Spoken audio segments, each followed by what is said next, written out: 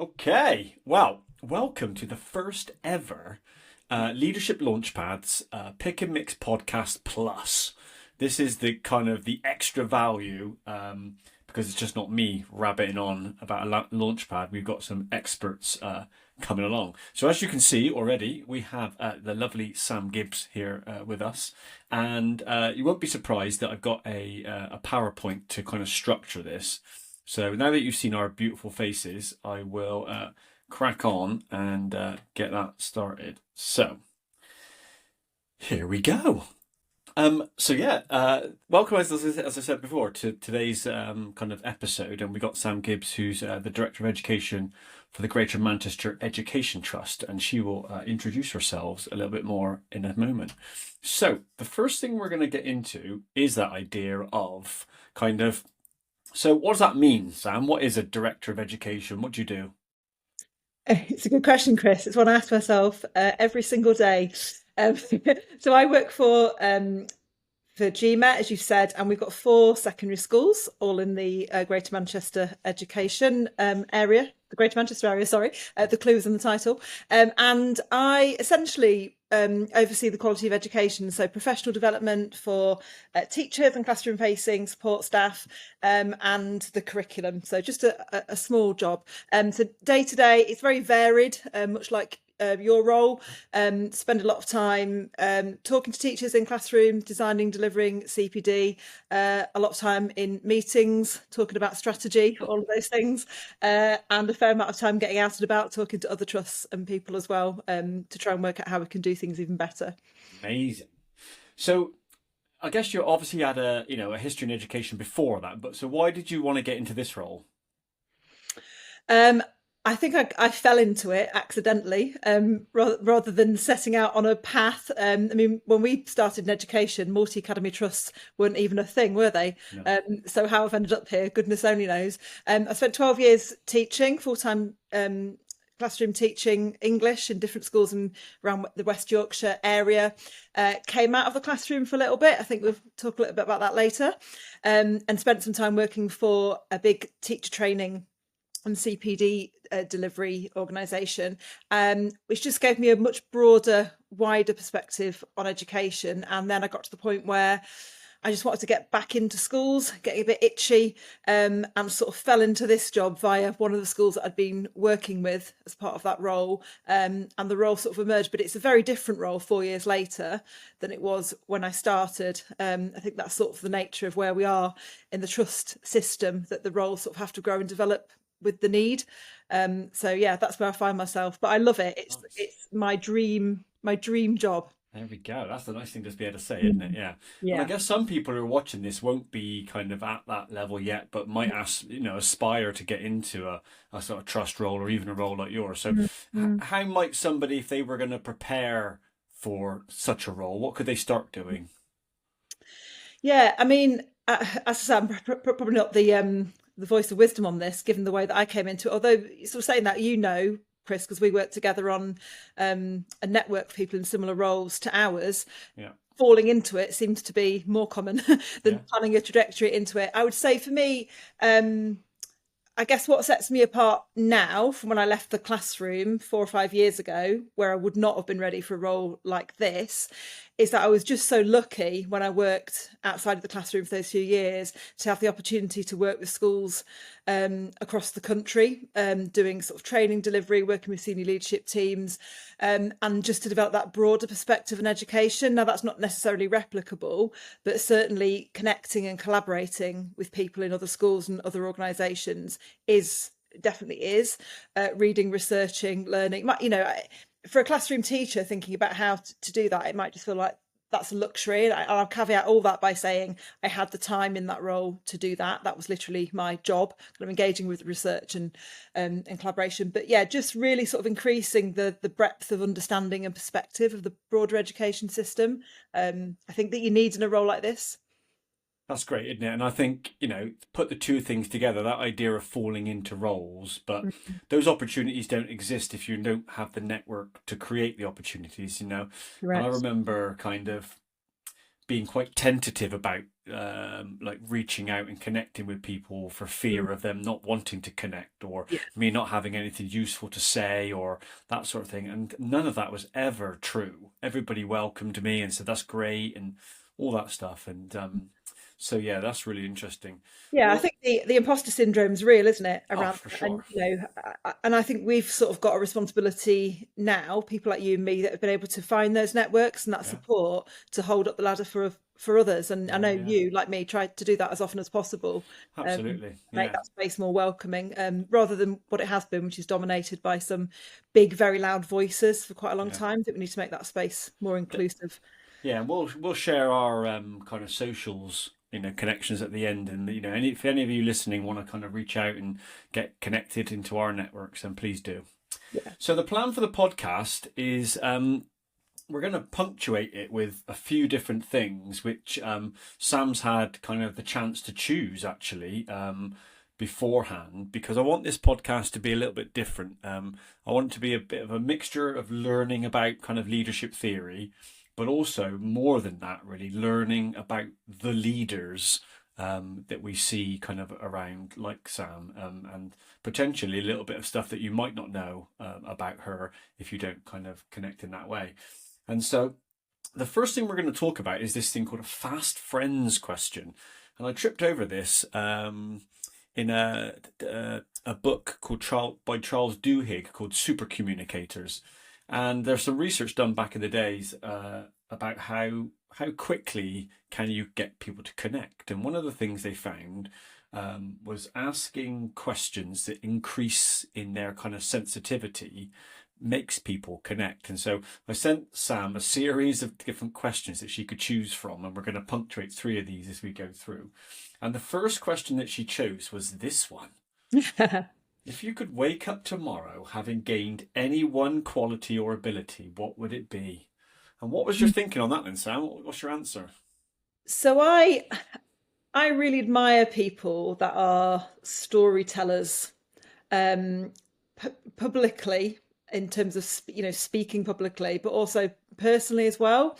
This might be kind of the English teacher side of me, but I think story is kind of how we communicate, it's how we connect, it's how people kind of engage. So I really admire people like Michelle Obama, and obviously her a lesser known husband, who I just think are brilliant at this, and they have a story and they weave it in. I was at a conference this week held by the National Society of Education and the Church of England, and there were 2 people there at that event who just did this brilliantly in keynotes. And it's almost like they've got these anecdotes and these stories, and they just seamlessly weave them, and they just have the audience in the palm of their hands. So I try to do that, but I don't think I'm naturally good at it. So that's what I'd just to wake up tomorrow basically and be Michelle Obama would be great. Nice. That's nice. That's good. Her Well, style and yeah. her triceps as well. All right. Well, there you go. I didn't know she had great triceps. I'll have to have a little. Got to look it up, Chris. I'll have to Google. If I was like Joe Rogan, I'd bring it up on the screen now, but I don't know how to do that. So Yeah, we just won't if bother. you're doing that search on your Google, just watch out for your Yeah, IT provider. Michelle Obama's absolutely. Yeah, tricep. yeah. Might Well, look a bit. maybe we'll tag Michelle in it, and that'll be a Oh, bit we of should. imagine the audience we get from that. Oh, exactly. Brilliant. Well, interestingly for listeners, these questions are going to get more and more vulnerable as we go through. So yeah, stay tuned for that. So the next thing we want to talk about, and this is where I guess the additional element comes through on this podcast, is again a book. Everything seems to come from books, but I guess knowledge is power and all that sort of stuff. But this idea that in our lives we've probably had key events that have happened that have almost been ignition points that have thrust us into another way of being, and for lots of us, we were a certain way and then something happened and then we were different because of that. And I'm fascinated by learning more about what might have been the ignition points for people like Sam, who are kind of really successful leaders, just to learn a bit more about them. And so beforehand I asked Sam to kind of select 2 kind of key ignition points from her life. And in terms of the way we're going to structure the questions, the first one is kind of, don't give away the ignition point just yet, but what were you like prior to this? Oh, that's interesting. Okay. Well, I'll do my ignition points in chronological order. Yeah. So the one I'll start with, what was I like before? I guess fairly typical. So aged kind of like late 20s, um, pretty career focused, pretty ambitious, pretty social, probably quite boring really, kind of in that respect, but probably I mean, I was teaching at that point, but I think this ignition point changed the way that I taught. I think probably a lot of people, including yourself, might relate to that when we get to it. Yeah, typical kind of late 20 something. Okay. And so, what was the ignition point? Probably giving it away there, really. So my ignition point was having my children. So I've got three children who are now 14, 11. Let me get this right. You forget when you've got three, Yeah. and 8. So yeah, that was the ignition point. Shall I Well, the next question really is kind of, I guess, change them? how did it change things then? Yeah. Yeah. So I think I think, before you have children, everything's about you, isn't it?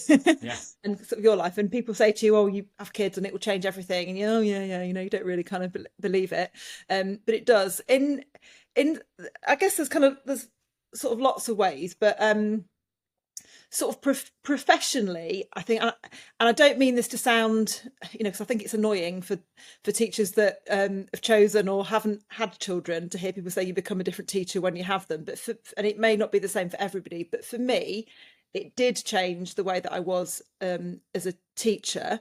That sort of line, "every child matters," suddenly became really important, and I started to think about, the kind of the hidden children in the classroom who just sort of sit there and crack on, or sort of might be hiding things and or need more support. You think, well, if that was my child, what would I want for them? And I was never a very shouty teacher anyway. I think famously I sort of lost my rag twice, and it was with the same class in my career. Really lost my rag.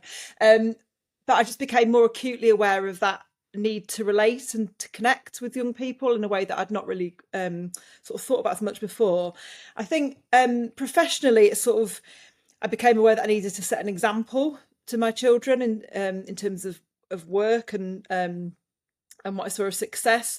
I think what it did, it sort of supercharged my belief in the right of all children to a secure and happy childhood, but also just to a really good education, and equitable education, and a sort of life of opportunity. And the schools that I've mostly chosen to work in, I've taught lots of children that haven't had that, and so the kind of the importance of school in their lives and of teachers in securing that life of opportunity for them has become really, really clear.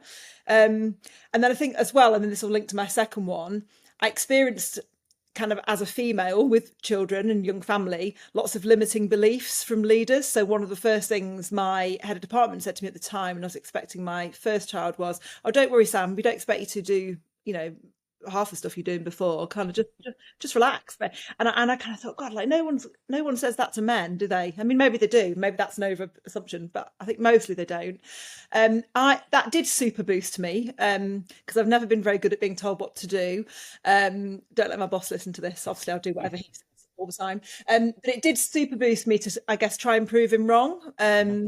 I don't know if I have. I definitely haven't proven that you can have it all, but I hope that I've shown my daughter that you can have, a good career, a successful career that you're proud of, that you're passionate about, that drives you, but be a decent parent as well. Yeah. So it did super boost me, I think was your phrase. Yeah. Well, I would imagine this is really super common for everybody, Mm. and that it makes me think a little bit about when we talk about having high expectations for students. Do you know, like Yeah. people will meet the expectations that you set. So if you set low expectations, then that's what they'll reach. And Mm. if you start lowering the bar for people because they've chosen to have a family, that seems like a bonkers decision as a leader. Why you would do that? Mm. We joke, don't we, about kind of keeping the bar really high and supporting everybody Mm. to come up to it. We should probably do the same thing as leaders. Yeah, so that's interesting. So I'm at the moment I'm doing some work with Hailey Hughes on a book about teacher retention, and we've been speaking to lots of teachers. In fact, I've been speaking to one just this morning, And one of the themes that's really come up time and time and time again is why we're hemorrhaging teachers, sort of 35 to 39 women who are mothers. Right. There's some great work going on in the sector on this at the minute. Emma Shepherd at the paternity teacher project is fantastic voice on this. But one of the key things seems to be exactly as you've said, it is about flexibility and flexible, working and being able to balance being a parent with being a teacher and all the rest of it. But there's something really important that's come out around kind of understanding. And one teacher said to me in an interview, I got back to work, I'd been off work for a year, having had my first baby, and I went to work and, got through the day, and nobody said to me, how's it been for you? How's the year been for you? And what can I do to help to ease you back in? And it's kind of things like that. It just made me wonder kind of how often schools are inclusive spaces for mothers who are going through, well, the way I experienced it was a complete change of identity, like a complete change in myself and my feelings of value and perception of myself. And school felt like it hadn't changed at all, and nobody was trying to help me to adapt to it. Crazy, I isn't think it? we're missing that, the kind of human element quite Yeah. often. And it feels like another example of how, as a teacher, you do things all the time, Mm. and yet when you then switch to being a leader, you suddenly do things differently. Like you couldn't imagine not checking in with your students or knowing them, on a different level and building their confidence and asking them if they're okay. And yet the other element of your role, we don't seem to do that. Yeah. Fascinating. Okay. Well, that's a great first ignition point, and one I'm sure will resonate with lots of listeners. And so the third element of these podcasts is going to be a bit of a learning one. Now, I've been kind of creating these things called launchpads for a long time, and they've now been made into a book, which is really cool and all that sort of stuff. And so I asked Sam ahead of time if she would pick two that kind of clearly resonated with her. We're going to explore them a little bit, and I'll unpack it a bit of my thinking, and then we'll see why it kind of connected with Sam. And so the first one that she chose was called The Erosion of Expertise. And when I was making this launchpad, this was the quote that kind of resonated with me, this idea that when we remove responsibilities because of prescription or efficiency, we kind of unwittingly de-skill and demotivate the people around us. And so just that one sentence suggests that we're not doing this on purpose. We've probably got very good intentions about, I don't know, removing kind of planning requirements for people, or kind of getting everyone to do the same thing, everyone to do the same PD, for efficiency's sake. But the danger is that what you then tend to do is you tend to rob people of the opportunity to keep practicing, and so then you do de-skill them, and ultimately then, sadly, within an education sector where we should have healthy movement of people, you then start confining them to your organization, but in their minds, you also confine them to their current level of expertise. And so when I was kicking this around, I then thought, well, what would be the opposite?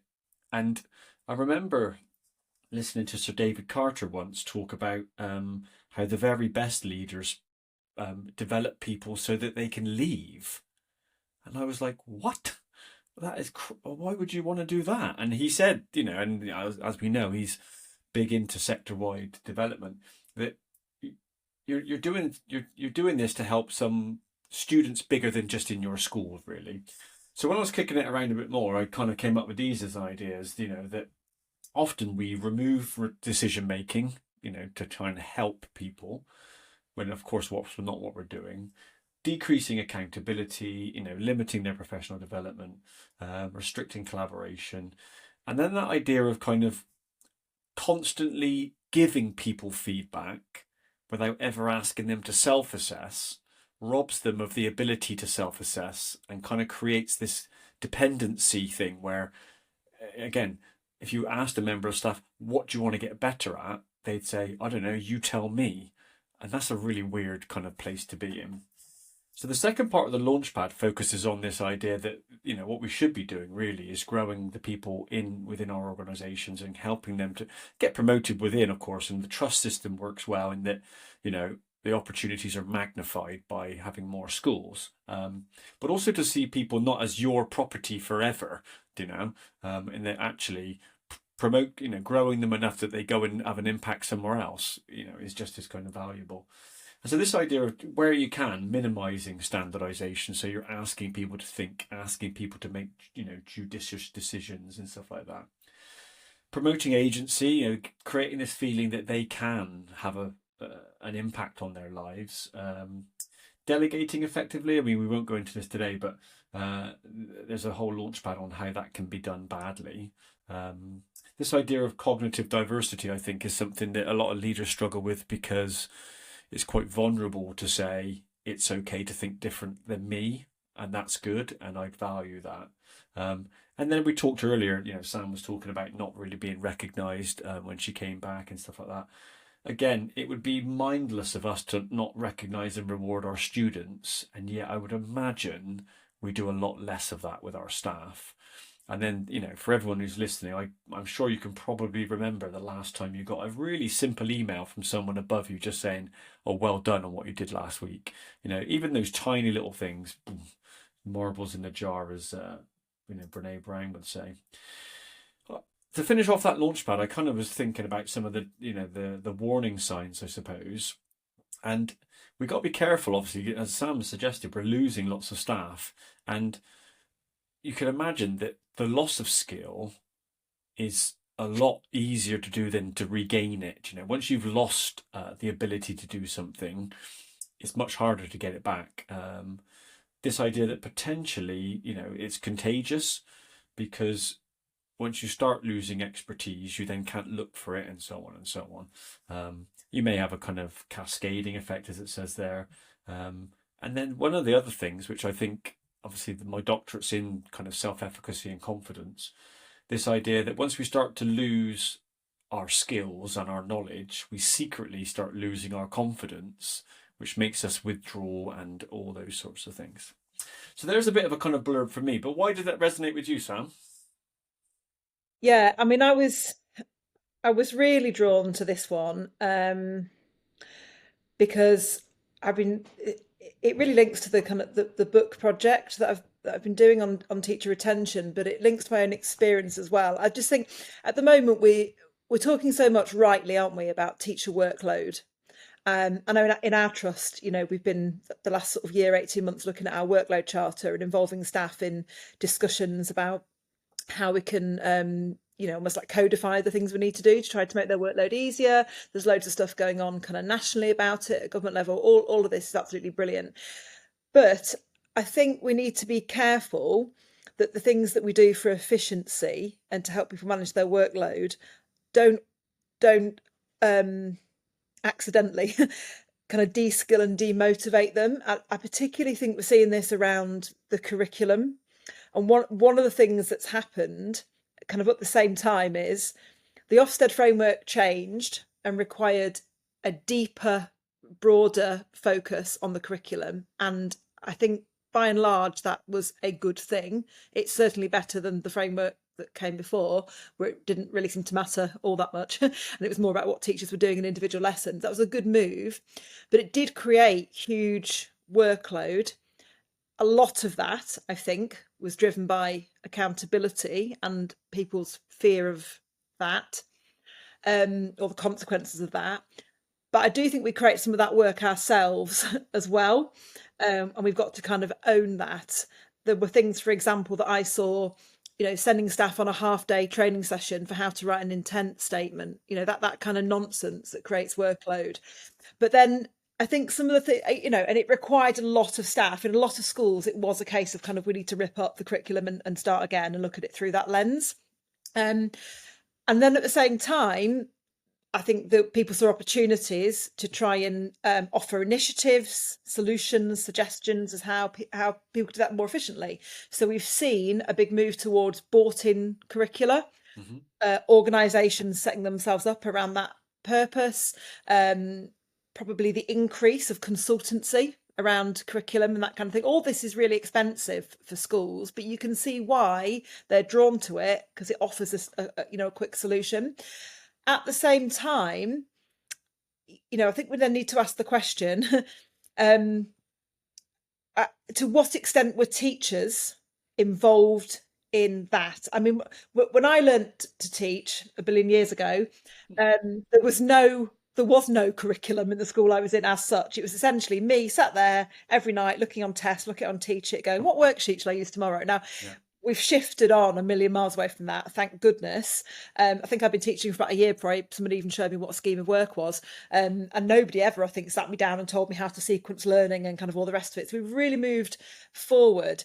But I guess I did have to learn myself, and I kind of had to work it out, and I had to work with others, and I had to look at what others were doing to create my own mental model of planning. Yeah. And I think I benefited from that. At the same time, it shouldn't have taken me 5 or 6 years to work that out, because kids haven't got that long for teachers to work it out. But I do worry that by imposing curriculum, and I think that is still happening in some schools, or even by bringing in a model and asking teachers to work with it without matching that with the time for them to really interrogate it, contextualize it, and understand it, there's a danger that we're sacrificing their thinking, their decision making, their professional development for efficiency. I think what we're also doing is we're de-skilling the profession, and we're increasing our reliance on external expertise. And I don't think that's sustainable. I think we've got to find ways to build that capacity within schools, and it's there. The expertise is there. We've got to harness it. I also think, by the way, that's a big reason that more experienced teachers are leaving or want to leave, because they feel the erosion of their expertise. They feel it's not valued, and we need to find a way to reconnect that, I think. Yeah, I love that. And that's fascinating, isn't it? And one of the dangerous things, I guess, about this is that potentially we won't know what damage we've done until it's too late. Mm-hmm. We'll literally wake up in 5 years' time and teachers can't plan lessons, they can't sequence, they don't know what curriculums, and we'll have a whole group of trainee teachers who won't have had to have done those things, and so won't have developed the skills. Fascinating stuff. Yeah. Okay. Well, back to our kind of timeline then. So we're now going to go into our kind of second Fast Friends question. And this one gets a little bit more kind of sensitive. And this one that Sam chose was, what's your most treasured memory? This was actually really hard. I sat there for ages, and then I was like, God, why am I not bringing these to mind? These should come like right there. What kind of life have I led? I mean, obviously, the births of my children. I'm sure you don't want to hear, we don't want to hear about that in detail. So I was drawn to my graduation day for two reasons. Firstly, because when I was younger, going to university was never in my sphere of thought. I was the first person in my family to go to university. It just wasn't discussed. It wasn't something my parents, and it's not that it wasn't encouraged, but it just wasn't on the radar. So to do that and to reach that point and to get my degree was a big deal. But more importantly, and I've got a photo from that day of me with my granddad, who's passed on since. But it's my best memory with him. And he was somebody, like, from a young age, I really connected to, was close to, introduced me to books, used to take me to the library when I used to go in the school holidays. And I just remember, it's going to sound really cheesy, I just remember his face and kind of how proud he was. And that photograph is really special. That makes that that memory's a special one. That's great. Yeah, I love that sort of stuff. Yeah, brilliant. Well, the next one, we're gonna jump straight into kind of ignition point 2. So the second big event in your, I guess, life that made you different. And so we'll just do the same sort of questions, really. What were you like before? What was the ignition point, and then how did it impact on you? So, leading up into this ignition point, I'd been teaching full-time for about 12 years. I went into teaching a little bit later in life. So I think I was about 27, 28, can't remember exactly when I started teaching. So I've been doing it for a long time. I'd moved between 3 or 4 schools. But I found myself in a school as part of a multi-academy trust. It was the first time I'd worked for one of the kind of bigger trusts, and I'd been seconded to one of their schools. And it was all starting to go a bit awry. I mean, I think I was reaching sort of saturation point with sort of toxic accountability, really, and how I felt that was, and I don't think this is uncommon amongst English teachers, especially, starting to feel that I couldn't teach the subject in the way that I wanted to, the way that I thought children should experience it, the way that I was passionate about. And it was becoming increasingly sort of squeezed with teach by PowerPoint, do it this way, mad things happening with controlled assessment and, mock exams. And it was all just kind of, I was getting fed up. And at the same time, that sort of control was increasing in the school that I was in. So I was questioning things, I suppose, already before this next event occurred. So what was the ignition point? So unfortunately, and again, and I know this through the book research that Heidi and I have done, it was a sort of toxic leadership experience. And there'd been a sort of succession, I guess, in the year or two before of experiencing leadership like this, where it was very, in the early days of Multi Academy Trust, it was kind of like the Wild West. The sort of first generation of MAT CEOs had almost unchecked power, it felt. And some of them a very specific idea about the sort of schools they wanted to run and the sort of staff that were acceptable sort of within that space. I'd been teaching a while. I had children. I was an advanced skills teacher at that point on the associated pay scale. I was working 4 days a week around my second child. I was probably quite expensive in terms of their budget. Yeah, and I was, I wasn't very pliable. If I was asked to teach things in a way that I thought were immoral or that were not, didn't fit with my values, I would say as much in a polite, professional way. But a new head teacher was put into the school on a sort of temporary basis while there was a sort of transition between two mats. And it was horrendous. I mean, the way she sort of came in, treated staff, lots of people left quite quickly and in not a very nice way. I had to watch a lot of colleagues that I cared about, that I respected, sort of emotionally break down under that pressure. And it felt very targeted. I was introduced to the new head. Well, I wouldn't say introduced. She summoned me to her office on her first or second day there and sat me down in front of a spreadsheet of year 11 predicted results and showed me the results that I'd predicted for my class. And her first words to me were, "Are your class going to get these results that you've projected?" And I said, "Well, I hope so. They've done their mocks. I've marked them to the best, I think so." And she said, "Well, you better hope so because people's mortgages depend on it." And then ushered me out of her office. So not long after that, there was a reason was found for me to have to reassess my position there, should we say, that was very targeted. And I just, I didn't have the emotional strength to fight it, really. So I left. And when I say left, I literally walked out of school one day with another colleague who was having a similar experience, and just walked through the car park, got in my car, drove home and never went back. And I think, that succession of events, but leading up to that particular incident, really affected me because, as lots of teachers will know, teaching is, for lots of us, is more than a job. It becomes your identity. It becomes sort of part of who you are. So it's like, it feels very personal in a way that I think possibly some other jobs don't. It feels like you're sort of being personally attacked and you're losing a huge part of yourself. And that way I couldn't really see a way back. It had all sorts of implications, for the other parts of my life, and it was not a good time. But I'll go into after because this is quite depressing now.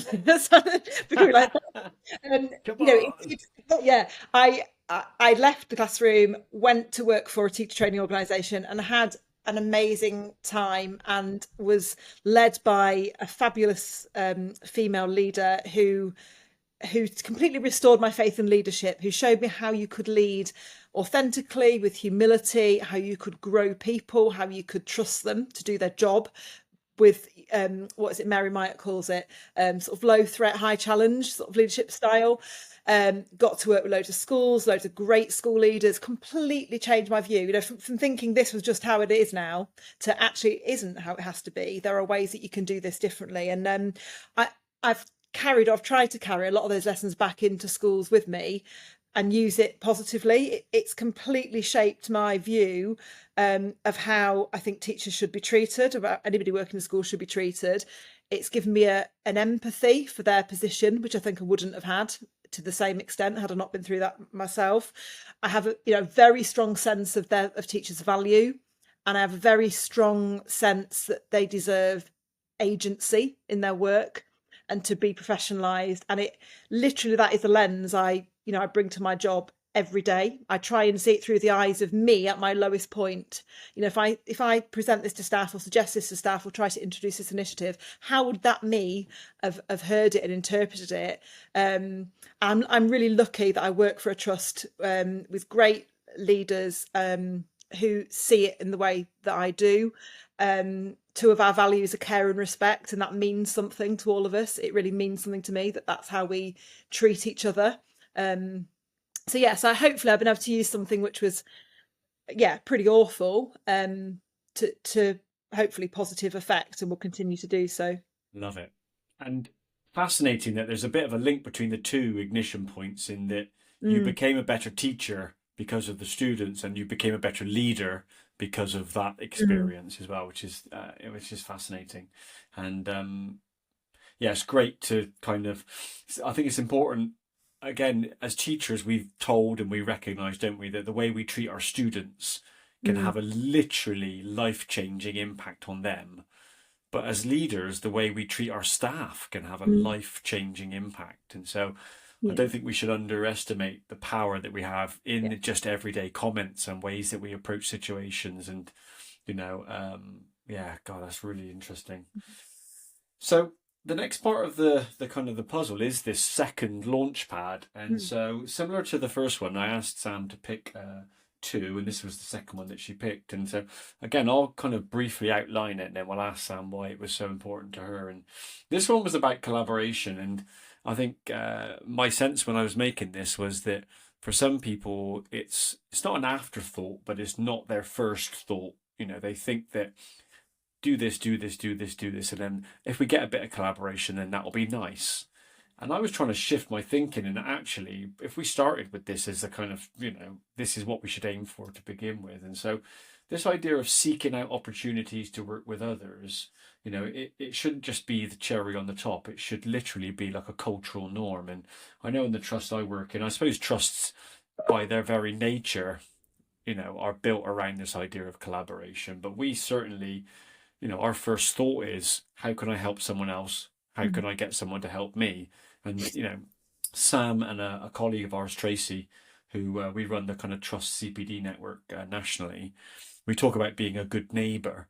And that phrase is really kind of key. And so the other things I was thinking about was this idea of, okay, well, why is collaboration great? Well, clearly, the wider your perspective, the more additional viewpoints you've got, probably the better, decisions you make.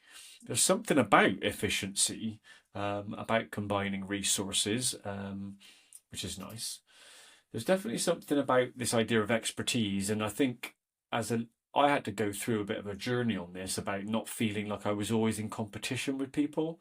Like every time I met with someone, I had to try and, Brene Brown would say, hustle for your worth, like trying to always say, how am I, and I think that's interesting to kind of see that we all got different strengths, and, no one person can do it all, but as a team, you probably can, is useful. There's something about innovation. I think most of my new thoughts or good ideas come about from being challenged by somebody else, or my idea and their idea creating an even better idea, sort of thing. So I think innovation's massive. And then of course engagement. Typically people do engage more when they're involved, and so putting people in on projects or different kind of initiatives is a way to kind of engage them. Why did it resonate with you, Sam? Yeah, I mean, my perspective on this has been really shaped and enhanced by our work on the Trust CPD network as well. But yeah, I just think increasingly I see my role as thinking about or trying to facilitate the structures and space for teachers to work together collaboratively. there's been a big movement, hasn't there, over the last sort of 5 or 6 years or so in terms of CPD, and largely I say that's been really, really positive. There's some really brilliant stuff that's come out of, places like the EF, for example, that's really given us great clarity and resources for how to do that kind of really well.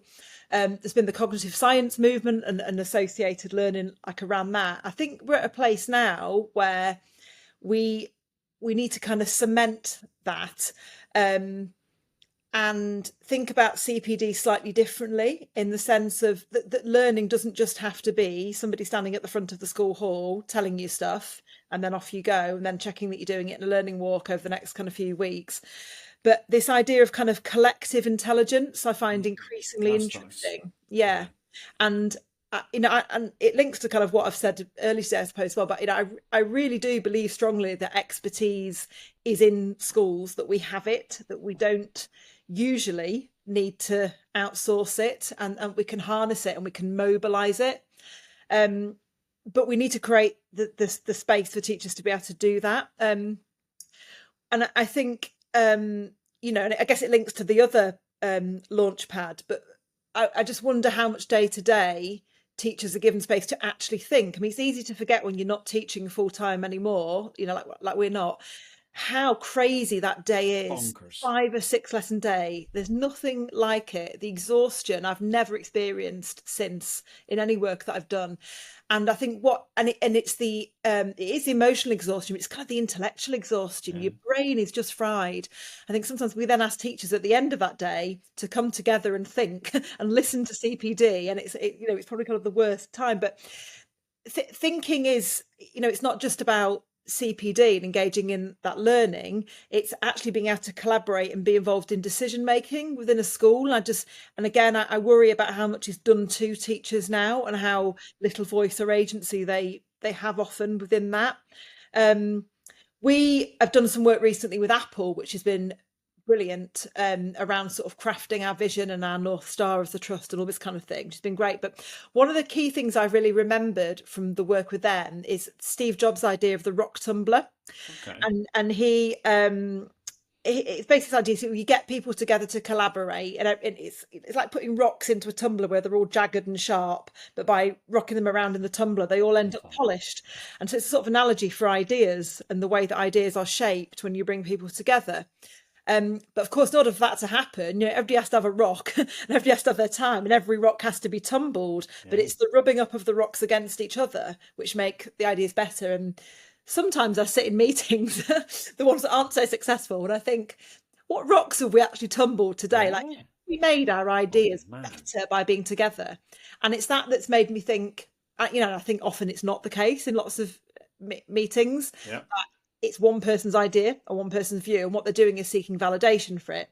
Whereas genuine collaboration is everybody's rocks in, and what you end up collectively is, by the end, is with more knowledge, more intelligence, more polished rocks.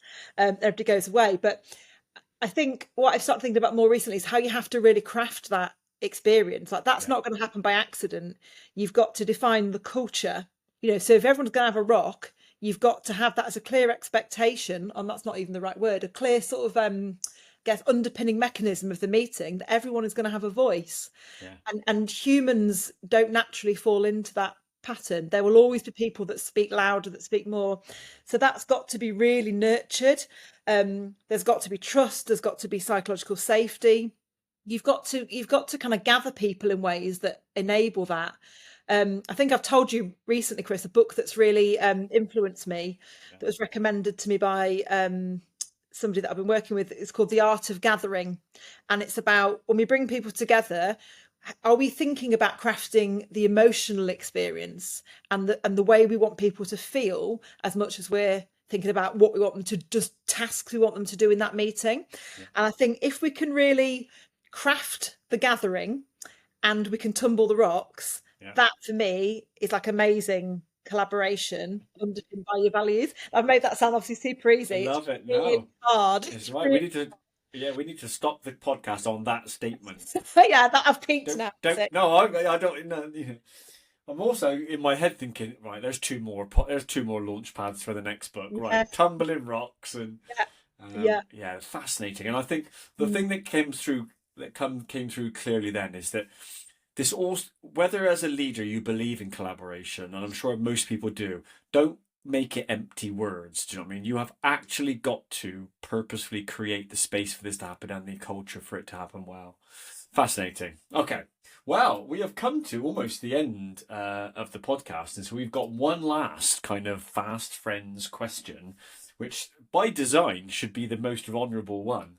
And I gave Sam a list to choose from, and I didn't know which one she was going to choose. But this one's an interesting one. So it's, when did you last cry in front of another person? What's the answer, Sam? I don't know why I picked this one. I mean, No. I didn't make this into a joke one, given Yeah, how like thrown me into this pit of vulnerability that I can't find. yeah. I mean, actually, since I planned my answer, I've cried since. Have you? Actually, I was at this conference on Wednesday. There was this amazing gospel choir Right. of children singing with the woman, Karen, I've forgotten her surname, apologies, who did the actual royal wedding, Harry and Meghan's wedding. And Wow. so there's something about children singing which just like gets me, and I was like, oh, I wasn't the only one crying. But the one that that actually found, this is a really kind of ridiculous one, but a couple of weeks ago I went to the cinema with a friend to see Better Man, which I don't know if you've seen it, but it's really good. It's about Robbie Williams. But I'm a big Robbie fan, so there was that aspect to it. But I kind of expected it to be just a sort of big fan fest for him, and I went with a friend, and I was prepared for that, and I had to drag her along because she's not so much of a fan. But I just found the whole thing intensely moving, and it was just really about, it was obviously about Robbie, but it was about, I guess, just somebody who struggles with life and with, and with mental health in particular, but his sort of journey to accept himself and how he'd seen or viewed all of his success and everything he'd achieved through the lens of that struggle and at points kind of self-hatred. But it was the end bit really that was moving. I won't tell you the ending in case you go and see it. Don't ruin it for everyone. It just kind of how he came full circle at the end, sort of accepting himself. And I thought, well, you don't have to be successful like Robbie Williams, or you don't have to be even necessarily struggle with, mental health to kind of understand that sort of life journey of sort of coming to accept yourself. I think it just hit me right where I'm at, Chris, with my midlife crisis. And well, we've talked about this before, state of the world, and I don't know, but I found it very moving. Now, I don't know whether the person I was with knew that I was crying. It's my mascara running at the end. It wasn't a full-on sob. It was just a, Well, it was verging on it, yeah. I mean, again, to keep pulling this back to leadership, I think again it speaks to that idea that people like, even like myself and me and you, may seemingly look like we're on top of things, and Robbie Williams is on stage with millions of people and he's a millionaire and surely he's happy. It's never a guarantee, and actually, we should take the time to ask people. I know there's been an increasing movement in this, but I think we shouldn't take our eye off the ball, and we should keep doing that. It's about, and everything we said today for me, it's about human connection, isn't it? And I think it's quite easy, and you made the point that when you become a leader, you sometimes then change, or you see that happen to people a lot, and that I think so. We're just losing the whole humanness of schools, and we need to get back to that. And for me, connection and belonging is what a lot of teachers really enjoy about working in schools. It's why a lot of children enjoy being at school, and we've got to kind of refine that human element in terms of how we treat people and how we interact to make schools joyful human places again. Simple as that. Just do that tomorrow, and we'll be fine. Wow, that's a perfect place to finish. And again, the last thing to say really is just thanks to Sam for being the kind of the first guest on the Pick and Mix podcast plus. It's fine, Chris. I've set a low bar for everybody else. No way. And I should also apologise for the fact I'm sat in front of a bar. Yeah, I went with library and Sam went with bar. But yeah, if you want to connect with Sam, kind of on social, she's on LinkedIn and on Blue Sky. If you've enjoyed the kind of leadership launchpad stuff, you can go to the website and get like a weekly kind of newsletter, like one into your email box, or you can kind of scan the QR code and go and buy the book. And of course, if you want to connect with me on either kind of Blue Sky or LinkedIn, then you can do that. And so, thanks again to Sam, and hopefully we'll see everybody else at the next episode.